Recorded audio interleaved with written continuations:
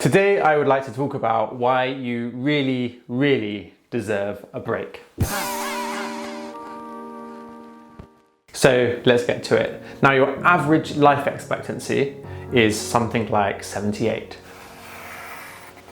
But the average healthy life expectancy, which is actually the relevant life expectancy, is 64. It's a little bit lower for men and a little bit higher for women, but about 64. So that means after 64, on average, people report to have poor health. Before 64, on average, people are living with good health. Now, that means in general, if you look at your working life from the age of maybe 20, when you kind of leave education on average, to when you become potentially or on average unhealthy, so 64, you have 44 years of healthy, productive adult life. So when we think about those 44 years, firstly, it's worth bearing in mind that the pension age in the UK is 67.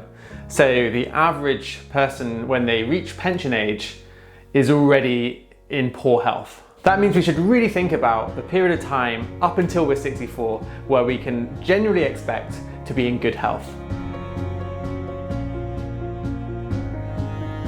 Now, if you work for all 44 years, and on average, the worker in the UK has 25 days paid leave a year, and in the US it's about 10, or depending on how long you work, but let's call it 15. So if you take how many days off you have a year, it's 25 over 44 years. In the UK, it's about 1,100, and in the US, it's between 450 and 1,000, say. But in general, we're talking between 1.2 years and 3 years of actual life, which you have for yourself, on holiday, on paid leave, or whatever. Now, that tells us that in the UK, for every 15 years you work, you have 1 year off. Or if in the US, you're on the lower end of the holiday days per year, we're talking every 36 years for 1 year off. Now, obviously you are gonna say, but what about weekends? Weekends, that's 2 days every 7 days. That's like, an extra 100 days off a year. But that would be, I think, a little bit naive when we're thinking about where the working week comes from. Now, the week itself came from ancient Babylonian times when they only knew of 7 planets. They were really important to the Babylonians and they formed the week around it. Now, for the actual working week, if you go back 150 years, people used to work 15-hour days, 6 or 7 days a week, and it was grueling and there was all sorts of health related issues. It was a very tough time to be alive. However, in the last 120 years, there are a lot of changes in labor organization. People went on strike, people fought for an extra holiday day. They said no one should work on a Sunday and maybe they should have a half day on Saturday. And actually, to the surprise of employers, it was beneficial because staff were rested, there was less absenteeism, and it was beneficial for the business. And over time, it was pretty much came to be accepted that a working week, which was Monday to Friday, and a 2-day weekend was enough for people to recover, to feel like they weren't only working with all of their time and go back to work the next week on a reliable basis. Now, when you think about then the function of the weekend is to allow you to recover enough to do another week of work in a relatively long-term continuous basis. When your weekend is essentially recovery time, you kind of find your bearings, you have some rest, and then you get ready and then you work again the next week. And not only that, but you can't really do that much with a weekend. It's quite a limited pocket of time, and part of it's like preparing Sunday night, you're already thinking about work tomorrow. I wouldn't count weekend as part of time for yourself because its function isn't necessarily for you. Its function is to allow you to continue working. And that has a strong historical basis. Now, I certainly don't want to say that work is meaningless or has no value. Of course, work has value, it gives meaning, all the things that we achieve. Making this video is work, Many things are highly important through work, and I certainly don't say that there's anything wrong with it. But what I am saying is that the ratio between 36 years to one or 15 years to one, when this is the healthy part of your adult life, the only part of your life when you can really go towards the things you want, and you only really have 1 to 3 years, to me that doesn't cut it. That's not enough. I've mentioned it before and it's super famous, but the palliative nurse Bonnie Ware did this top 10 regrets of dying, where it was her experiences of dying people, the things they regretted. The top one was, I wish I had the courage to live a life true to myself, not to the others expected of me. Number 2 is, I wish I hadn't worked so hard. The number 2 top regret of the dying was that they wish they didn't work so hard.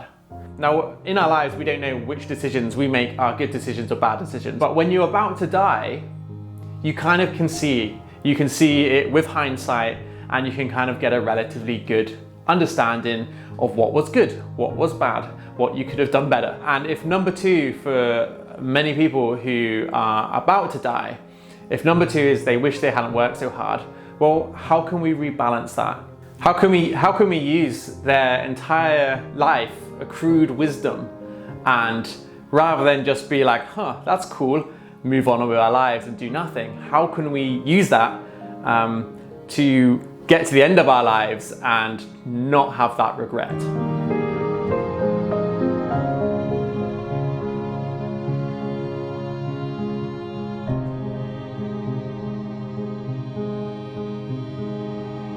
I really believe that we need to have an actual disconnection from work at some point in our lives, or maybe several times in our lives, because like any relationship, you can't really see the reality of it when you're in it.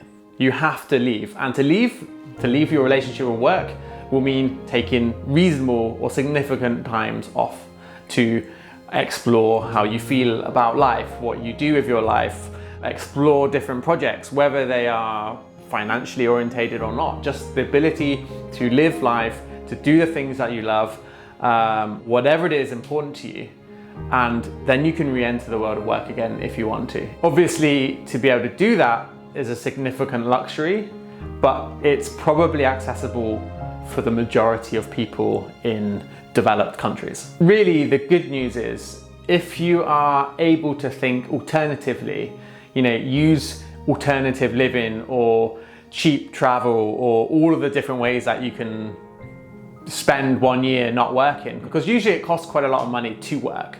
If you live in a city and you commute and you've got to have a house somewhere expensive and you've got to pay rent there, or you've got to eat out or buy lunch every day, working tends to be a lot more expensive than going off and doing your thing.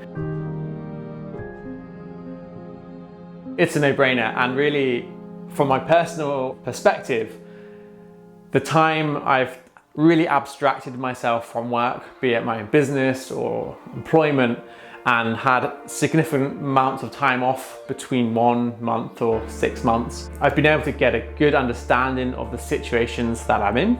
I can understand what I desire in my life and what I don't desire in my life, what works and what doesn't work. It reminds me that I can leave and then I can come back. It reminds me of a lot of things, and it helps me give perspective of the life I'm living in one place at one point in time. And that's really helped me move on.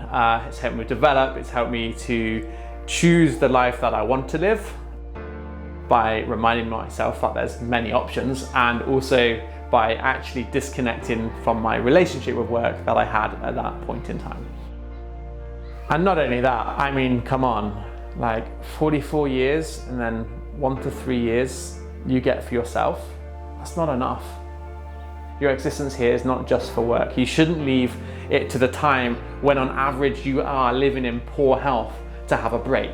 There is a vast amount of things we can do in the world, and not all of them have to be for money.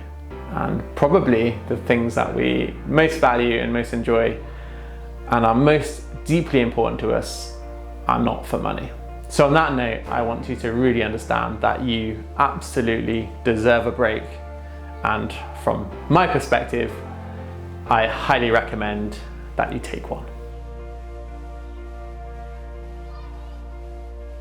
Thank you very much for watching that video. I hope you enjoyed it. You can subscribe to this channel, click subscribe, hit the notification button, but also If you're interested in other think-based films about ideas, ideology, and other things like this video, I am making a new channel. There are no videos on at the moment, but it'd be really awesome if you subscribe to it. You can find it here. Thank you very much. I love you guys a lot, and I hope you have a really fantastic week.